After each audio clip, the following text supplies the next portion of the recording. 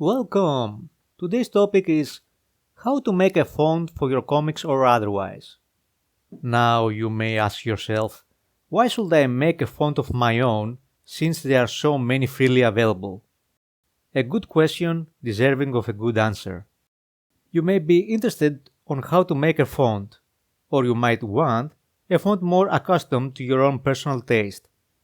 Perhaps you want to cut extra costs if we are talking on a professional level, or maybe you can't find a suitable font on your native language. Then again, you might be an aspiring letterer. Whatever the case, feel free to follow through this video. First up, we need to download the application that we will be using. FontForge is a very interesting and powerful app that has a very distinct interface that may drive some people away at first. Worry not though, once you get the hang of it, it can be a very invaluable application. Follow the link from the description to download. It's open source, free and available in Windows, Mac and Linux. Also, there is another link for an extension that we will be using alongside FontForge called Potrace. Just follow the instructions on the web page and install it after FontForge. Launch FontForge, click New, go to Elements, click on Font Information, add a name for your font and click OK.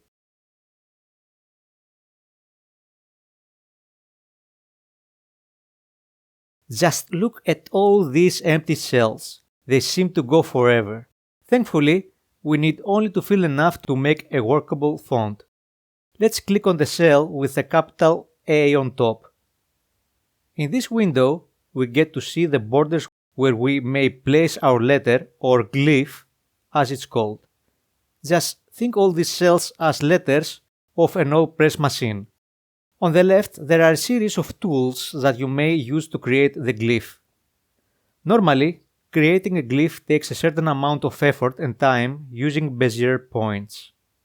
And while the results are great, unfortunately, I'm not quite confident using this process. Rather, I chose to go through another way that, at least in my case, I found satisfactory. I switched to Krita. Here, I have a document ready with some guidelines. Now pick a brush, adjust the size of the brush, and use your tablet until you get your desired result. When you finish, just switch off the guide layer and export as TIFF. Go back to FontForge and click on File, Import, select your TIFF, and there you have the letter as a background reference. But wait! Remember the extension we mentioned earlier? Click on Elements, select Auto Trace, and there you have it, your first glyph. If need be, you can use the tools on the left to make any necessary adjustments. You can select to move, resize, or turn until you reach a favorable result.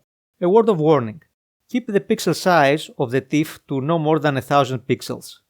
If you go higher, it's guaranteed that Potrace will add more and more useless points, making the glyph heavier.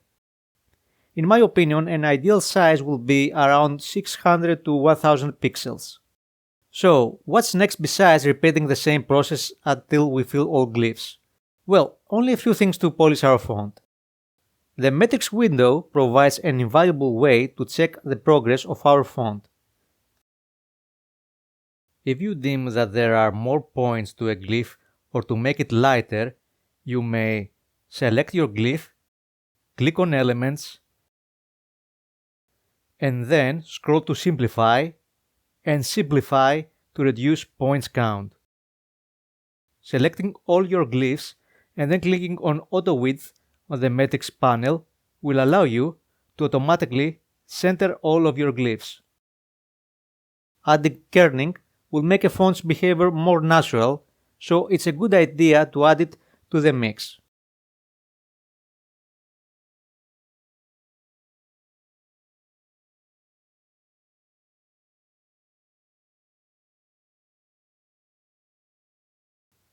Also, since we are on the topic of comics, make an extra eye with a crossbar to discern from the normal one.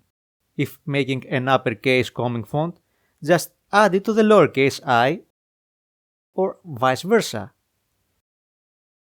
If you want to add to your font breadth max punctuation, you may want to add it to the bracket cells.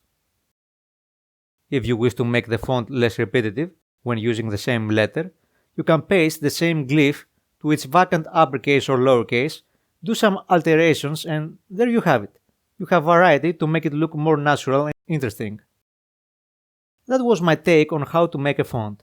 I'm sure that there's a good deal of info on the internet that can help you hone and go much further in this field of expertise. Anyway, I had a blast making this video. I hope you found it useful and enjoyed it as well.